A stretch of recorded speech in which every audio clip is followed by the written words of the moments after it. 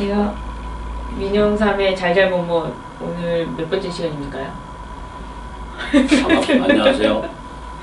원장님, 네. 지난번에 저희께 점수가 되게 잘 나왔어요. 아 그래요? 5만 넘었죠? 아니 그건 정주영 회장님께서 네. 하신 말씀이에요. 우리가 네. 회의에서 결정한 거지만은 문재인 대통령 문재인 네 돈이면 그렇게 쓰겠냐? 네. 그 정주영 회장님께 그 직원들한테 아껴 쓰고 정확하게 예산 편성해서 하라고 이렇게 아주 질타하신 표현이거든요. 네. 저는 이게 대중들의 우매함 때문이라고 생각합니다. 왜요? 왜냐하면 네. 내용을 보고 재미있으면 그날 참 재미있을 수 있었어요. 네, 근데 그랬어요. 평소에도 재밌는데 평소에는 와 5만 명이 안 되고 그날 네 돈이면 그리 세겠냐 이렇게 문재인 붙여놓으니까 네. 5만 명 되느냐. 아니 대중들이 정말 내용을 꼼꼼히 이렇게 보고 이렇게 조회가 내용에 따라서 올라간다 하면 괜찮은데 네. 딱 제목만 보고 아무리 좋은 내용을 이야기를 해도 제목만 딱 보고는 조회를 해요. 그러니까 이게 뭔가 하면 직접 민주주의의 폐허와 똑같은 게 대중들이 너무나 얄팍해가지고 네. 한마디로 지금 이 뉴스를 갖다가 검색하는 부분들도 그렇죠. 자극적인 제목. 네. 그러니까 유튜브나 이런 어떤 SNS에서 정보를 넣는 부분도 제목을 자극적으로 하고 앞에 벌겋게 해가지고 검은 붉은 글씨로 그냥 사람 이름 박아놓고 또 첫 화면만 또 막 자극적으로 편집해가. 그러니까 저거 유튜브에 보면 이 가짜 화면이 너무 많잖아요. 네. 이 동물들 막 물어 죽이는 거 이런 것 같은 거 전부 가짜 화면이에요. 앞서는. 그래서 유튜버조차도 이 대한 언론으로 가는 부분이 아니라 기존의 언론의 폐하고 비슷한 선전주의가 자극주의가 지배하고 있다. 참 개탄스러운 거. 우리 소장님이 매일 5개씩 올리고 계신데 여러분 조회수 좀 많이 올려주세요. 그 말이 아닌데. 오거나 말거나. 근데 오늘 또 이렇게 피노키오를 들고 계세요. 제가 이게 분노가 있면 막 손이 찌릿찌릿해지는 지병이 있어가지고 갖고 이제 손을 만지고 하니까 네. 보다 못한 스태프들이 이제 이렇게 인형을 좀 안고 네. 화가 나면 인형을 한 대씩 지어박아. 머리를 찢지 말고. 네. 알겠습니다. 원장님 오늘 잘잘못못 첫 번째 주제. 그러니까 누가 정부가 뭐 잘하고 못하고라기보다는 네. 이번에는 민주당 집권 여당 네. 더불어민주당과 당 대표 그다음에 또 지도부들 이런 분들이 좀 잘못하고 있지 않았느냐 하는 부분을 먼저 얘기하지 않을 수가 없어요. 그분이죠? 그분 나오셨잖아요. 변호사시잖아요. 네. 예. 그래서 그분이 그러니까 우리가 상식적으로 보더라도 누차 언론에서 얘기하고 많은 국민들이 얘기했지만 대법원의 대법관 13명 전원이 유죄를 하겠어요. 네. 예? 그렇게 해서 징역을 딱 해서 2년을 갖다 한 거예요. 근데 사실은 문재인 대통령께서도 당시에 대표 결정은 은근히 무죄인 것처럼 그렇죠. 그 뭐 재심을 청구해야 된다는 그런 뉘앙스로 사실은 말씀하신 적이 있는데 그 한명숙 전 총리가 감옥 생활을 마치고 나오셨어요. 그럼 그동안에 고생하시고 민주화에 사실은 기여한 바도 큽니다. 그 한명숙 전 총리 그 부부는 같은 경우에는 그리고 저 김대중 전 대통령이 발탁해서 네. 정말 그 장관도 하고 이렇게 국회의원도 만들고 해서 나중에 노무현 대통령이 너무 좋아. 노무현 대통령이 사실 노무현 대통령 다음 후계자로 지금 만들 생각까지 했지 않습니까? 그렇죠. 네. 그 정도로서 그 영향이 있고 하지만은 그럼에도 불구하고 또 정치적으로 무슨 표적 수사든 무슨 수사든지 간에 재판부에서 증거를 딱 그 인정해가지고 그 수표를 인정해가지고 유죄 판결을 내렸어요. 그러면은 더더구나 집권 여당이잖아요. 그러면은 정말 고생한 건 고생한 거지만은 그 이상은 얘기를 안 해야지. 기소도 잘못됐고 재판도 잘못됐다면서요. 아니 자기가 불법 정치 자금 받아가지고요. 예? 그걸로 당연한 처벌을 받았는데 그게 고생입니까? 옛날에 우리 어릴 때 이게 우리 표현을 잘해야 돼요. 70년대 초반에 보면요, 이 박스컵이라고 축구 대회가 있었어요. 박정희 대통령 그래요? 박스컵. 그래서 싫어요? 이제 아시아에 이제 그때는 저기 아직 이 지구상에 잉태되지 않았어요. 지구상에 오기 한 10년 전의 이야기예요, 배 변호사. 네. 그래 이제 주로 이제 버마하고 한국이 준결승이나 결승을 많이 했어요. 아시아에 그렇고 그런 나라들이 주로 왔고. 네. 가끔씩 이제 이 삼류 외국의 프로팀이 한 번씩 오고 그래요. 그런데 이제 그때 보면 한국이 주최국인데 골을 한 적을 묻고 이러면 우리가 주최국인데 사람들이 다 뭐라는 줄 알아요? 심판 돈 묻다. 우리가 주최국인데. 심판 돈 묻다. 그러니까 지 뜻대로 안 풀리면 심판 돈 묻다 하는 거예요. 그 이번에 한번 보세요. 추미애 대표. 기소도 재판도 잘못됐다. 네. 그 대법원까지 가서 13명이 그렇게 판결했고 또 그 중에 소수 13명 중에 처음 3억 받은 거는 다 인정. 그렇죠. 두 번째 3억, 세 번째 이렇게 받은 부분은 8명은 받았고 5명은 절차적인 검찰의 증거 수집 절차적인 문제만 있다 해서 소수 의견이지만 결국 9억이다. 다수 의견이 돼서 9억을 받았다는 거예요. 한신 공무인가는 한만호 사장한테. 그렇죠. 그리고 동생 집에서 수표가 나왔고 또 2억은 돌려준 것까지 확인이 됐잖아요. 그런데 심판 돈 묻다 이런 거 그러면 뭐냐? 결국은 판사가 정치적으로 압력받아서 그렇게 판결했다 이야기를 하는 거 아닙니까? 저는 이제 이 방송이 나갈 때쯤은 결과가 나와 있겠지만 이재용 재판용이 아닌가. 제가 또 이런 이 터무니없어 보이는 또 하나 나오네. 음모론을 또 하나 제기해요. 왜? 지금 이 정권은 윤석열 중앙지검장을 임명을 하고 이 촛불 국정농단의 공소 유지를 우선시하고 또 청와대 캐비넷에서 숱한 이 삼성의 경영권 승계를 박정권이 도와주는 게 나왔다고 박수현 이 청와대 대변인이 여러 차례 발표했잖아요. 그러면 그 자료가 다 지금 재판정에 갔으면 오늘 뭐 아니 지금 이재용은 무조건 유죄지 않습니까? 그런데 혹 이재용이 무죄가 되면 판사가 뭐 했다. 이렇게 말해버리고 틀면 간단하잖아요. 그래서 미리 밑밥을 깔았다? 내가 볼 땐 겉으로는 강력하게 처벌해야 된다라는 게 이 정권의 속성이면 마음 한켠에서는 그래도 우리하고 관계도 있고 옛날 우리 정권의 이 버전 1이 그 기업 공화국이다 소리도 들었는데 이걸 갖다가 우리가 무조건 유죄로 하기에는 좀 빠져나갈 부분도 좀 해야 되겠다. 구멍을 만들었다. 그러니까 판사 뭐 묻다. 그렇게 나가는 거예요? 지금 문재인 정부 출범 이후에 이제 여러 가지 개혁을 하는 부분에 있어서 과거에 정말 그 적폐로 반민주적인 그런 것들에 대해서는 전 충분히 해야 된다고 봐요. 그리고 그런 일정 부분 성과도 지금 내고 있고 잘한다고 생각을 합니다. 그렇지만은 사법부 이런 결정에 대해서 집권 여당의 지도부에 속하는 사람들이 이런 그 결정을 번복하는 듯 아니에요. 지금 문재인 대통령의 속내가 지금 뭔지 잘 궁금해요. 정말로 문재인 대통령께서 속마음으로는 한명숙 무죄다. 정치적으로 이렇게 된 재판이다. 이렇게 생각할지도 모른다는 저는 우려를 해보거든요. 근데 정말로 만에 하나 대통령께서 한명숙 전 총리를 위로한다고 만나서 정말 무죄입니다라고 했을 때 그런 얘기가 흘러나오면은 이게 사법부 개혁이 되겠어요? 더더구나 대통령 다음에 더 책임 있는 게 정당으로 하는 여당의 대표입니다. 여당의 대표가. 그렇죠. 여당의 대표가 이렇게 말씀하시면 여당의 대표는요.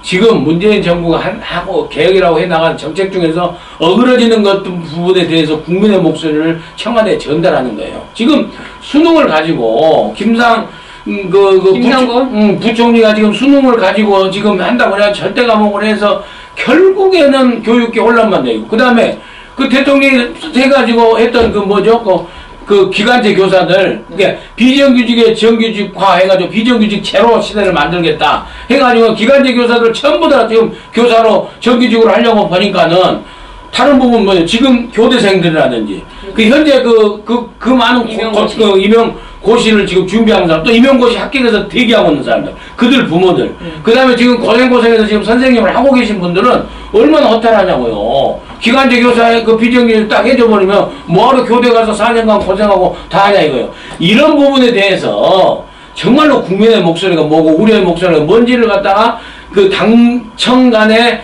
그 협력회의를 통해서 해나가야지 이런 교육계 혼란을 놔두고 그냥 한명숙 부총리가 무슨 무죄다? 이게 됩니까? 옛날에 북한에서 70년대 때 정군의 간부화 그렇게 주장했어요. 꼴뱅이 없이 전 국민이 다 간부다. 그러니까 마찬가지로 전 국민의 공무원화, 전 비정규직의 정규직화, 전 시급의 만원 이상화 이제 이걸 이룩하고 있는데 한명숙 문제에 대해서 이러는 거는요. 이런 어떤 몇 명이 하는 재판부 13명 지금 재판을 하는 것 중에서 13명이 재판을 하는 재판은 거의 대부분의 합의부 하나밖에 없잖아요. 그렇죠. 그 13명이 재판하기까지 2009년에 기소되어서 재판이 2015년에 했잖아요. 그럼 기소되어서 재판할 때까지 국회의원 선거가 한 번 지나갔습니다. 맞아요. 2012년에 국회의원 선거 있잖아요. 그러니까 기소될 때도 국회의원이었고 그 다음에 기소되고 난 다음에 국회의원 선거가 이루어져서 그때 선대위 뭐 하셨어요? 그래서 국회의원 출마를 했고 심지어 당 대표까지 했잖아요. 예. 그렇죠. 2012년 그 13년에 18대 총선 2012년 네. 그 저기 처음에 문재인 대통령 후보 때는 총선 때 당 대표를 했잖아요. 네. 그렇죠. 그래가지고 임기를 마칠 때쯤 돼서 이제 국회의원 배지를 달리고 구속이 됐는데 13명이 재판을 한 것도 인정을 못하겠다. 못하겠다. 그러면 이제 인정할 수 있는 유일한 재판이 있습니다. 뭡니까? 인민재판. 아. 인민재판. 그건 근데 북한에서 있는 거죠. 다 와서 한명숙 씨를 세우고 이 여인이 죄가 있느냐, 죄 없느냐? 없는 자, 죄만 돌을 던져라 하면 아무도 돌을 안 던지면 죄 없어. 네. 집에 가. 그때 문 대통령께서 제가 이런 게 기억이 나요. 추징금을 모으자. 아, 그랬죠. 그랬죠? 네네. 추징금을 모으고 뭐 8억 8,500만 원인가 네, 그렇죠. 근데 추징금도 많이 안 냈다는 거 아니에요? 근데 여기에 제가 가장 큰 문제점은 추미애 대표가 뭐 사법부에 대해서 엄청난 얘기를 했는데 본인도 판사 출신 아닙니까? 그렇죠. 근데 어떻게 사법 개혁을 하냐고. 그래서 지금 이제 당 내에서도 우려가 나오고 예. 야당에서도 지금 여러 가지 우려가 나옵니다. 근데 저런 그 사법의 인식을 가지고 사법부 개혁을 한다? 그게 결국에는 극소수, 그러니까 그 극소수는 아니고 소수의 어떤 진보 성향의 그 재판부로 완전히 구성하려고 몰려고 하는 게 아니냐라는 우려를 보수층과 중도층에서 지금 하는 거예요. 그러니까 저는 생각할 적에 야당이 정말 이런 사안을 가지고 심각하게 얘기를, 사법부 개혁의 문제까지 지금 그 국회 상임위에서 따지고 물고 늘어지고, 저 대법원장으로 임명되신 분도 헌법재판관 지금 되신 분, 이런 분들에 대해서 정말로 인준을 해줄 것인가 말 것인가를 심각하게 고민하는 방향으로 가야 되는데, 도대체 야당은 요즘에 용각산 정당 소리가 나지 않습니다. 예? 예, 그렇지 않습니까? 그리고 이런 법 인식을 갖고 있는 집단, 그 여당에서 네. 사법부 개혁을 한다는 게 얼마나 우려스럽습니까? 자기 편이면 무죄, 예? 남의 편이면 무조건 유죄로 간다. 그리고 억울하게 된 것은 전부 다 억울하다. 이렇게 가면 되겠냐고요. 나는 네. 용각산을 이야기가 나왔었는데 용각산, 종근당 용각산을 먹을 때마다 항상 딜레마에 빠져요. 왜요? 용각산을 이렇게 이 플라스틱 조그마한 그치. 숟가락으로 네. 떠서 입에 넣는 과정에서 한 3분의 2가 날려버리고 그래서 안 날리려고 빨리 넣는데 보면 입가가 하얘지고, 그럼 한 번은 방송에 나갔는데 입가가 하얗다 해서 보니까 나가기 전에 용각산을 먹다가, 그래서 용각산이 입에 잘 안 들어간다. 네. 왜 용각산을 저래 가루로 할까? 알약으로 만들어서 입에 톡 틀어 넣으면 좋을까? 이랬더니 요즘 보니까 티백으로 딱 따갖고 이렇게 넣는 용각산이 생기더라고요. 그래서 용각산 이야기 하려는 게 아니고 한명숙 씨는 저하고 인연이 좀 있어요. 오. 저분이 이제 여성단체 회장을 하다가 네.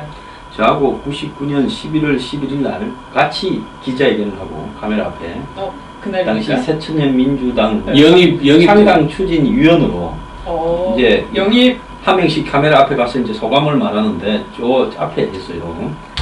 그래서 이제 그 뒤에 저는 뭐 이렇게 좀 줄도 잘못 서고 좀 이렇게 그분은 총리까지 되셨는데 딱 하다가 부장님은 이제 이 나락의 길을 걸었고, 그분은 승승장구를 하더만요. 네.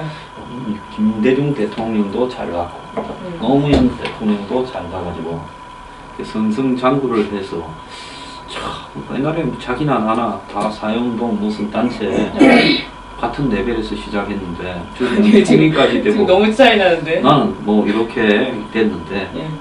이게 어디에 문제점이 내가 있을까 생각을 해봤어요. 네. 아, 내가 돈을 사랑하지 않아서 그렇구나 하고 아 생각을 그런 겁니까? 그리고 송금이 좀 나는 남아있고 네. 그분은 좀 송금이 없는 거 아닐까 생각을 했는데 네. 요즘 저런 걸 보니까 내 참 그렇게 안 살길 잘했다 하고 자기 위안을 합니다. 수표 받은 것도 부정하는 참. 근데 어떤 그래서 저는 다시 한번 말씀드리지만은 그 책임 있는 여권의 그런 그 인사들에게 네. 그 철저한 그 법 인식의 그 어떤 그 그렇죠. 각성을 촉구하는 그런 바입니다. 그래 아무리 민주투사고 또 하더라도 유죄는 유죄고 돈 받은 거 받은 건 그래. 아니 그거 법적으로 해서 증거가 있어서 유죄가 났으면은 이미 했으면 다른 방법으로 이루어 드리고 이렇게 해야지. 이것이 잘못됐다고 하면은 이 여권이 추진하는 사법개혁을 믿겠습니까? 그리고 사법개혁도 마찬가지예요. 사법개혁도 한 말씀 더 드리자면은 제가 생각할 적에는 물론 진보 성향의 의견도 필요하고 소수 의견도 필요하고 또 그 진보 성향의 그 집단이 정권을 잡았기 때문에 지금은 그런 방향으로 가는 것도 어쩔 수 없이 그 보수 진영의 야당도 받아들여야 된다고 봅니다. 그렇지만은 한쪽으로 편향된 사람이 책임자로 가가지고 하는 것에 대해서는 그것은 개혁이 아니라 또 다른 의미에서의 그 독선이고 그 독재로 갈 수 있는 거다. 그러니까 보수 독재나 진보 독재나 독재는 안 되는 겁니다. 진보가 독재하면 괜찮습니까? 그건 아니지 않습니까? 그래서 특히 중요한 사법개혁 정말로 그 변호사님 있잖아요. 그 저울 있죠. 예? 공평하게 가리고 있잖아요. 어느 쪽에도 기울이지 않는 이 저울을 유지해야 될 이 사법부가 한쪽으로 기울어지면 되겠습니까? 물론 사법부도 개혁될 부분이 많이 있습니다. 너무나 서열 위주라든지 네. 그리고 뭐 이게 블랙리스트 지금 얘기가 오고 가지만 진짜로 있는지 없는지 모르겠습니다만은 지금 그런 부분에서는 정말 철저히 협파해야 되지만은 이 사법부 제도가 유지되는데 이 저울로 딱 갈 수 있도록 해야 된다. 그러면서 편향된 인사는 여권에서 먼저 심각하게 좀 고려해봐야 된다. 그래서 문재인 대통령 지금 인사가요 상당히 지금 우려되는 방향으로 가고 있어요. 자, 노사정 위원장도 민노총 출신으로 해버리죠. 지금 대법원장도 저렇게 가죠. 그러니까 아무리 진보 성향의 진보 정권이라 하더라도 너무 한쪽으로 기울어지고 있다. 그러면 뭐예요? 기울어지면은 해결의 변정법, 정반합 반드시 반동이 오게 돼 있습니다. 저울 이야기하니까 갑자기 아크로폴리스에서 삼겹살 구워 먹은 생각이 나요. 언제요? 교정에서 서울대학의 이 공간 앞에 광장을 아크로폴리스라고 해갖고 하는데 그렇습니까? 제가 어느 날 그 서울대가 옛날에 삼성의 골프장이었어요. 아, 그래요? 네, 그래서 서울대 그 교정 뒤에가 보면 잔디밭이 쭉 있는데 거기서 이제 뭐 교련도 하고 뭐 그러는데 주로 이제 거기서 많이 놀았어요. 삼겹살도 구워 먹고 있는데 어느 날 갑자기 아크로폴리스에서 삼겹살을 구워 먹으면 이렇게 재미가 없을까 생각을 했는데 아크로폴리스가 수위가 거의 뭐 경찰만큼 많이 있어서 낮에는 거의 불가능해서 한밤중에 이제 해가 질 때까지 한밤중에 밤이 비수해질 때까지 그 이 뒷동산에서 구워 먹다가 이제 다시 서울대 위로 내려가가지고 한참 내려가면 낙성대에 이 정육점이 나온다. 근데 저울 이야기를 하는 게 그 옛날에 정육점에서 고기를 썰어갖고요. 붉은 불쾌한데 이렇게 썰어갖고 저울에 딱 올리고 저 반대편은 추를 올리지 않습니까? 아, 정말 너무 옛날 아니에요? 그러면 이 고기 추가 이렇게 조금 이렇게 더 내려가죠. 이렇게 바로 썰기가 팽팽해지기 어렵죠. 이쪽은 고기고 이쪽은 추인데 그럼 주인을 보고 고기 좀 더 얹으세요. 그럼 주인이 또 조금 잘라요, 한 점. 그러면 또 이렇게 살 되면 그럼 한 점 더 올리세요. 완전히 안 기울었잖아요. 그래갖고 이제 고기를 이렇게 사오면 당시에 돼지고기는 신문지에 싸서 줬습니다. 그러면 신문지에 이제 싸가지고 열심히 들고 올라가서 또 이 가스레인지에 구워 먹으려고 하면 돼지고기에 신문에 글씨가 그대로 쫙 베여요. 그러면 글씨 있는 그 돼지고기를 서로 먹으려고 그 글씨 있는 거를 서로 먹으려고 그럼 자기 앞에 다 젓가락으로 누르고 있습니다. 그러다가 이야기하다가 한눈을 파면 밑에 고기가 딴 사람 입에 들어가고 있어요. 그래서 새벽에 1시까지 기다렸다가 아크로폴리스에서 돼지 한 점 구워 먹은 이야기가 저울 이야기하니까 갑자기 이게 강자가 있나? 뜬금없이 제가 그래도 학교 다닐 때 공부는 열심히 안 했지만 그런 건 다 해봤어요. 그래요. 네, 원장님. 근데 주제는 벗어난 이야기. 너무 갑자기 멀리 갔네. 그게 아니라 원장님 그 돈 받은 거 사실 안희정 후보 같은 경우 안희정 저기 충남지사는 돈 받은 거 인정했잖아요. 그렇죠. 다 인정하고 그건 다 이제 그 느끼는 거 아닌가 다. 근데 요예만하고 같지는 않나요? 그 뭔가면 안희정이가 돈 받아서 추징금을 갖다가 상당히 많이 그게 매듭 당했잖아요. 그때는 서로 다 그단에서 친노가 그건 뭔가면 물론 안희정도 집에 일부를 썼다는 이야기도 있었죠. 전세금 어쨌거나 상당한 부분을 나눠서 먹었을 때는 추징금을 좀 받아주고 상당한 부분을 혼자서 썼을 때는 추징금을 안 했어. 그래서 한명숙 씨는 아직 추징금 미납이 있는 거 아닌가? 2천만 원인가 냈다더라고요. 많이 그래서 추징금을 모으자는 얘기가 나왔어요. 그러니까 이제 우리가 친노 하면서 그 개혁 이렇게 하는 게 그 친노는 노무현 대통령 깨어있는 시민, 그다음에 문재인 대통령 뭐 촛불혁명, 직접민주주의 지금 이렇게 하잖아요. 근데 그 근간이 이 도덕적 우월성이에요. 그렇죠. 도덕적 우월성 때문에 저 사람들을 갖다가 많은 사람들이 정말 그 칭송하고 따르고 했던 건데 나중에 보니까 노무현 대통령도 저렇게 받아가지고 가족들이 받아가지고 저렇게 돼버리고 그리고 한명숙 전 총리가 사실 돈 받았다는 데서 이 친노나 이 야권에서는 상당히 충격이었어요. 정말 굉장히 개혁적인 분이었거든요. 설마 아무리 그래도 정치적으로 기회 더 쓰고 싶어서. 저렇게까지 할 것인가 했을 정도로 했는데 그러더라도 받은 건 받는. 그러니까 받았잖아요. 노무현 대통령, 안희정 지사, 한명숙 전 총리에서 친노 그룹의 아주 유력 인사들이 결국엔 정치자금 불법 정치자금으로부터 자유롭지 않다 보니까 도덕적 원칙이 깨지는 게 그러면은 개혁의 동력이 상실됩니다. 그렇기 때문에 계속해서 무죄라고 주장하면서 개혁을 밀어붙이려고 하는 그런 정치적 의도는 알지만은 그 국민들이 받아들이지 않죠. 친노고 민주화 인사도 골프 좋아하고 돈 좋아하지요. 그래서 이번에 안신공영의 한만석 사장입니까? 네. 그 사장하고 골프 시합에 가가지고 네. 네? 당시 재판 과정에서 그런 이야기도 나왔지 않습니까? 그렇죠. 골프 오빠 무슨 채를 뭐 이렇게 같이 보기도 했다.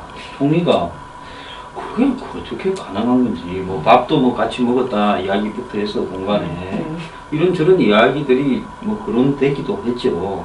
그래서 이렇게 보면 원래 고기도 먹어본 자가 잘 먹는다 이런 말도 있지만 중이 고기 맛 보면 그런다면서요? 네, 담장을 넣는다. 네. 그래서 불도장이 나왔다는 거 아닙니까? 중국집 요리. 아 그런 거예요? 네. 그래서 한번 맛을 보면 안 하던 사람도 한 장에서 나중에 보면 다 하더라고요. 도덕적 우월성은 개나 주라고 그랬어요. 아니 그러니까 그런 게 이런 모습이잖아요. 이중성의 모습이잖아요. 겉으로는 착한 척, 뒤에서는 나쁜 행동. 근데 그런 게 지금 이 정권의 어떤 쇼통의 중심에 있지 않나. 기획하는 탁현민 아닌가요? 우리 전면에는 그 직접 민주주의, 소통, 네. 이렇게 뒤로는 이게 또 낡은 정치, 앞에는 개혁 정치, 뒤로 가서는 낡은 정치. 우리가 늘 그렇게 얘기를 이제 우스갯소리로 이렇게 하는데, 그리고 이제 탁현민 씨 같은 경우는 거의 지금 제가 보기에는 거의 이제 그 한도에 찬 것 같아요. 한도. 왜냐면 내부에서조차도 이건 너무 심하다. 그러니까 어느 그 중견 언론이 있어서 저도 감명 좀 이렇게 동의하면서 봤지만은요. 국정 어느 누가 대통령이 되든지 간에 국정 운영을 하는 데 있어서는 그 정부의 국정 운영에서 세 가지가 필요하대요. 말이 필요하고, 그 다음에 행사가 필요하고, 그 다음에 정책이 필요한 겁니다. 근데 가장 중요한 건 정책이에요, 정책. 원전 탈원전 정책, 그 다음에 무슨 교육개혁 정책, 사법개혁 정책, 그 다음에 일자리 정책, 정책에서 성과를 내가지고 국민들한테 행사로 자랑하는 거예요. 그래야 다음 정책을 할 수 있도록 이렇게 가는 거고, 이 정책을 갖다가 수행하기 전에 이 최고 지도자나 여권에 책임 있는 사람들이 말로 그 동력을 모아가는 거예요. 그런데 이 정부는 출범한 지 100일밖에 안 됐지만은 말하고 이게 이벤트밖에 없어. 말하고 이벤트밖에. 그렇지 않습니까? 그렇죠. 이 주역의 말과 이벤트의 주역이 탁현민이라는 거예요. 탁현민 행정관. 그렇기 때문에 내부에서조차도 대통령의 메시지가 너무 과잉이다. 그 대통령이 너무나 알맹이 없는 껍데기만 가지고 가는 거 아니냐. 그리고 거기다가 또 대통령 부인까지 자꾸 행사에 많이 등장하고 이렇게 하니까 내부에서 무슨 얘기가 나온 모양이에요. 그런데도 여지부동입니다. 누가요? 문재인 대통령의 지금 심정은 여지부동. 탁현민 계속 근무해. 저는 탁현민이 잘릴까봐 걱정이에요. 왜요? 류영진이가 잘릴까봐 걱정이고. 그리고 청와대에 지금 12명인가 비서관급 이상의 무슨 전대협 출신들 있다고 그러지 않습니까? 그렇지. 11명을 알려내죠. 네. 그리고 그 다음에 또 행정관까지 하면 한 30명 된대요. 그렇죠. 네. 그래서 그런 사람들이 나올까봐 걱정이에요. 어디 나와요?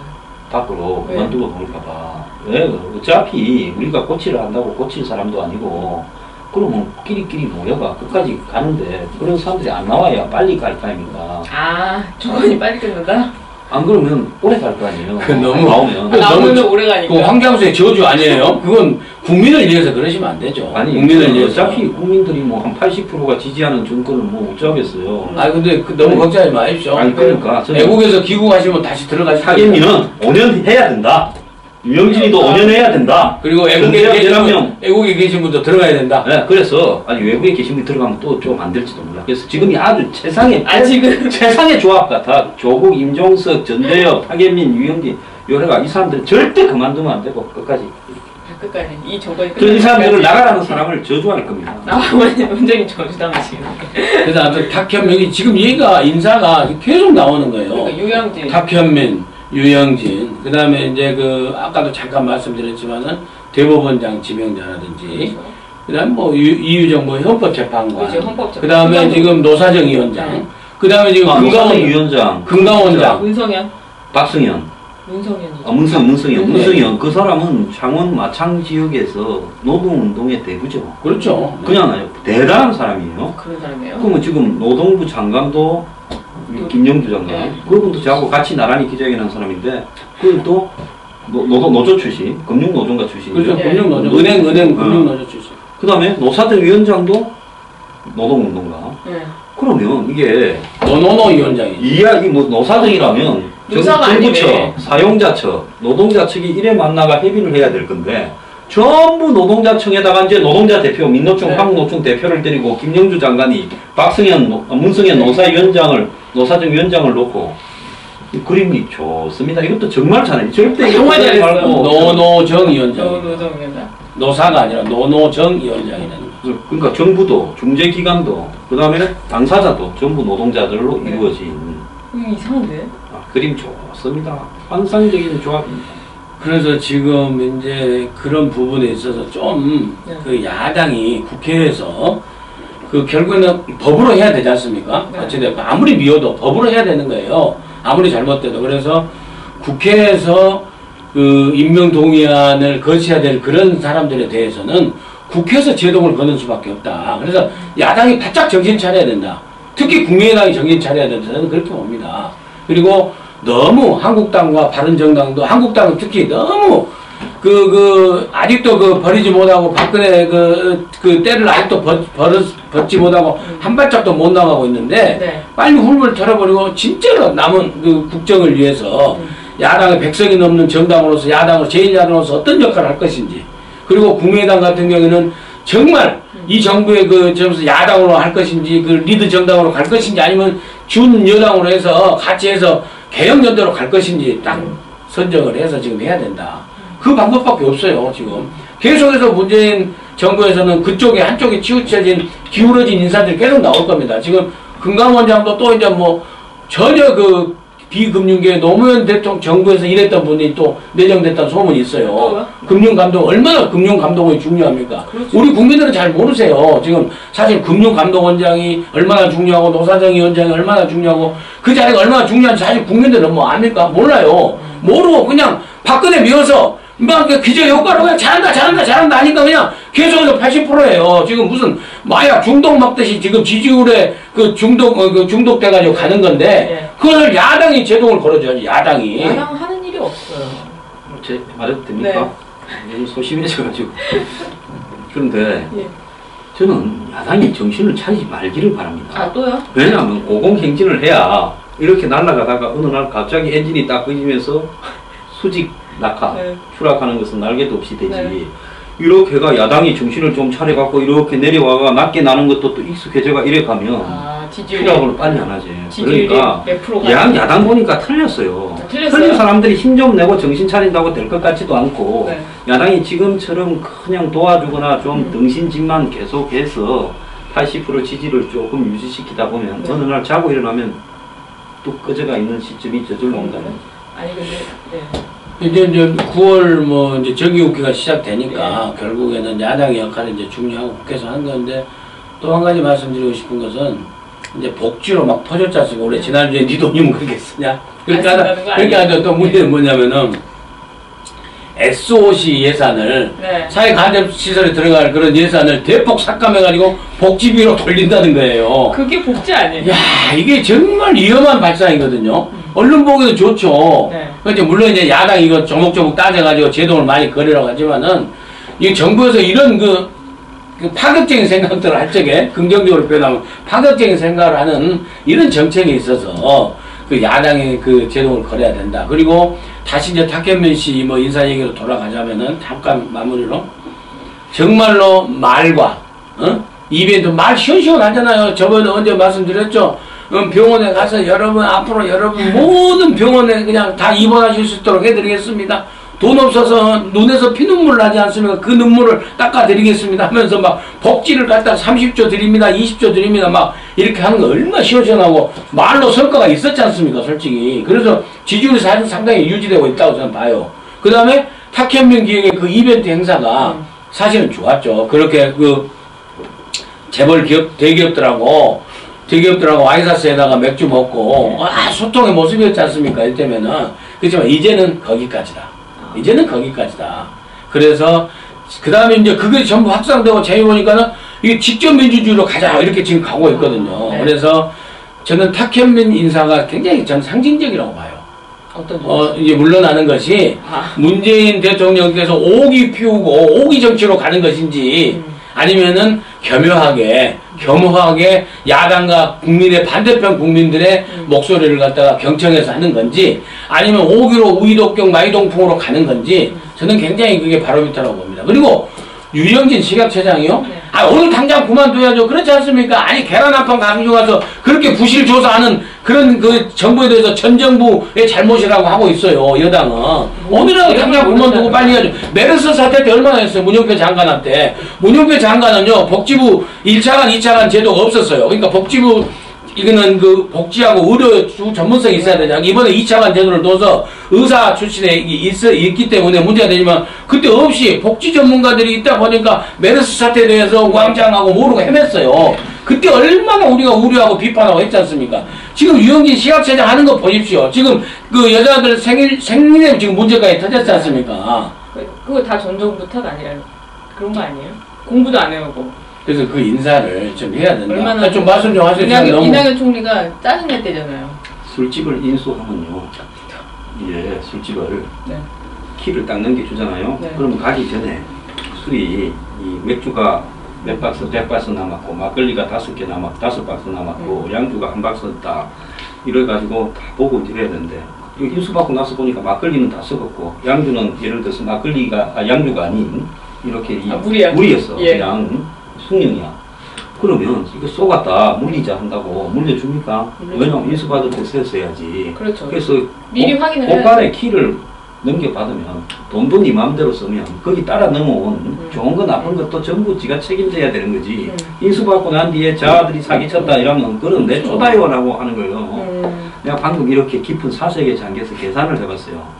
내가 이게 계산에 좀 약한데 이렇게 복잡하게 직접 민주주의를 할 게 아니라 그냥 돈만 던져주고 남은 거는 그냥 사고 치는 놈은 총 들고 있다가 쏴버리는 게 낫지 않겠는가.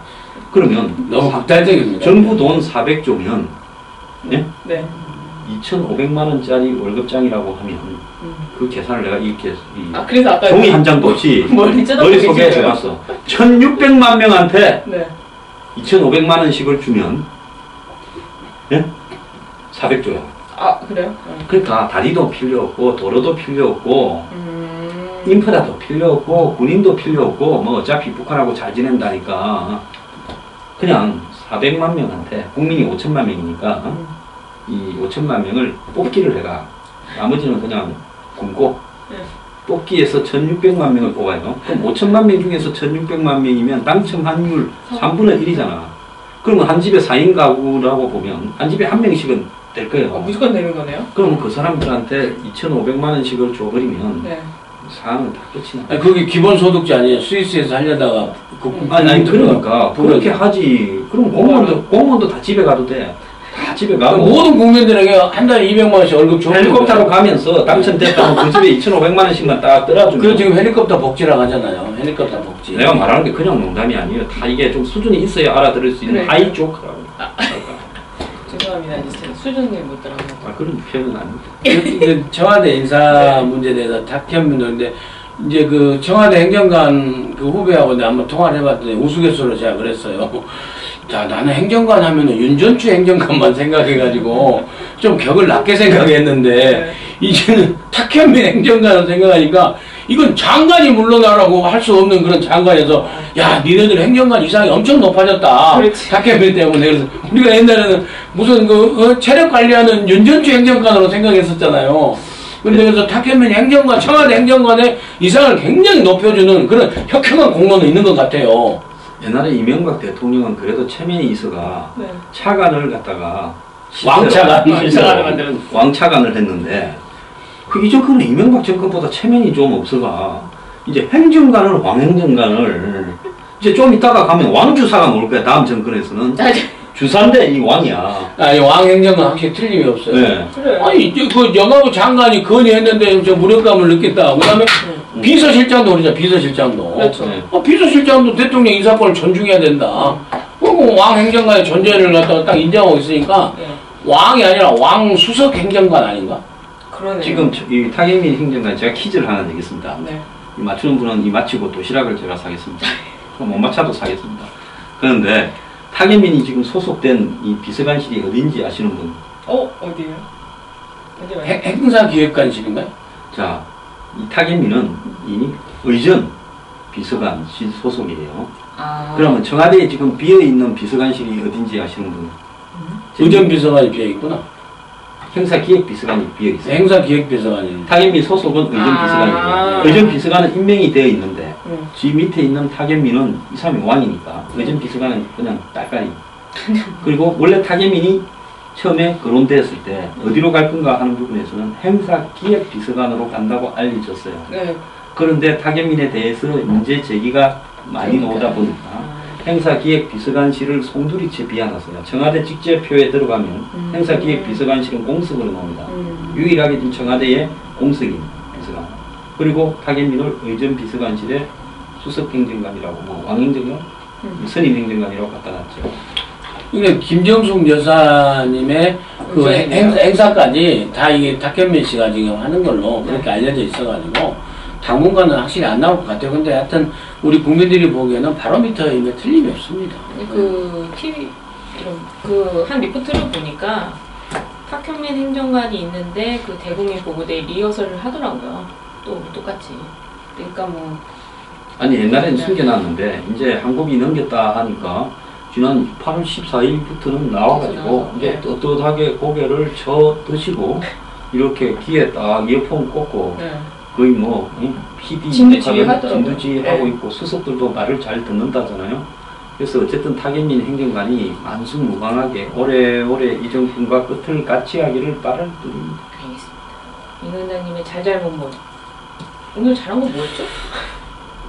잘한 게 지금 안타깝게도 발견이 안 됐습니다. 이번 주에 발견이 안 돼가지고 참 안타깝습니다. 그리고 지금 우리가 크게 못 다뤘습니다만은 이게 지금 그 비정규직 제로 이걸 해가지고 교육계에 굉장히 불똥이 튀고 있어요. 이거 지금 선생님이 앞으로 학생은 거의 줄어들었는데 선생님은 더 많이 뽑아놓고 또 거기다가 비정규직 기간제 교사를 전부 다 물론 그분들 추후 개선도 해줘야 되지만은 지금 이제 그 정식으로 임용 교사를 치르고 대기하고 있는 그 분들의 그 부모나 가족들을 생각해 보면은 내가 왜 찍었지? 아마 그럴 겁니다. 그럼 그 다음에 수능 개편 문제. 정권 바뀔 때마다 우리 때 예비고사라고 했거든요. 예비고사, 학력고사, 수능 다 바뀌어가지고 계속 성과는 없고 공교육만 흔들리고 그런 거예요. 지금도 사실은 그 절대평가를 하면은 결국에는 절대평가에 빠지는 국어하고 수학을 중심으로 애들이 다시 입시 이주 공부로 가는 수밖에 없어요. 네. 그런 논란에 대해서 사실은 좀 얘기를 했는데 그런 지금 교육계에 여러 가지 지금 문제점도 이렇게 많이 있습니다. 근데 그 점은 못 다뤘는데요. 아무튼 이번 주에는 그 잘한 일을 좀 발견하기 힘들었어요. 그렇습니까? 못한 거는 못했다. 잘한 건 잘했다. 언제나 말씀을 하시는데 오늘은 못한 거밖에 없었네요. 수장님 뭐 한 말씀? 그래도 시간은 흘러갑니다. As time go by. 알겠습니다. 오늘 민영삼의 자자부분 여기까지 하겠습니다. 감사합니다.